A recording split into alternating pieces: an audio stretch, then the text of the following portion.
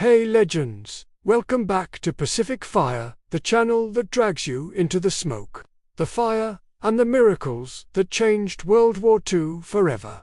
Today we're going to May 1942, where the USS Yorktown is burning, listing, and abandoned as lost after the Battle of the Coral Sea. Japanese commanders celebrate one American carrier gone for good. Then, in just 72 impossible hours, American repair crews at Pearl Harbor literally raise her from the dead, so she can strike back at Midway and turn the entire Pacific War. If you're new here, smash subscribe and that bell right now. This resurrection story is pure American grit. Let's dive in. May 8, 1942, 1400 hours, Coral Sea, off New Guinea. The sky is full of smoke and screaming zeros. USS Yorktown CV-5, the proud Grey Lady of the Pacific Fleet, absorbs 3 direct bomb hits from Val dive bombers. One 550-pound bomb punches straight through the flight deck and explodes for decks below. Fires rage. Then 2 torpedoes slam into her port side. The great carrier heels over 26 degrees. Water floods the engine rooms. Captain Elliot Buckmaster gives the order every sailor dreads. Abandon ship, over 2,000 men go into the water. Japanese radio broadcasts celebrate, Yorktown sunk. Admiral Nagumo marks her off the board for the coming Midway operation. She looks dead. She's not. The impossible 72 hours, May 17, 1942.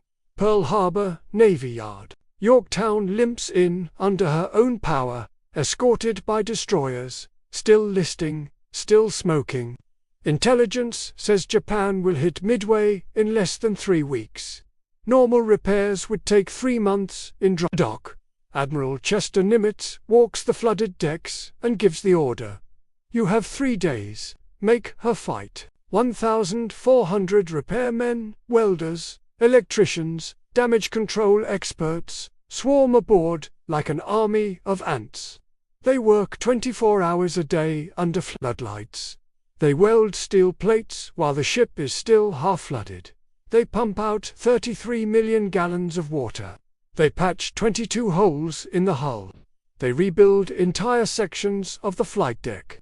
Men sleep on the deck plates for 20 minutes at a time. Coffee and cigarettes are the only fuel. On May 30th, exactly 72 hours after arrival, Yorktown steams out of Pearl Harbor, flight deck crowded with fresh planes, ready for war again. The Japanese still think she's at the bottom of the Coral Sea.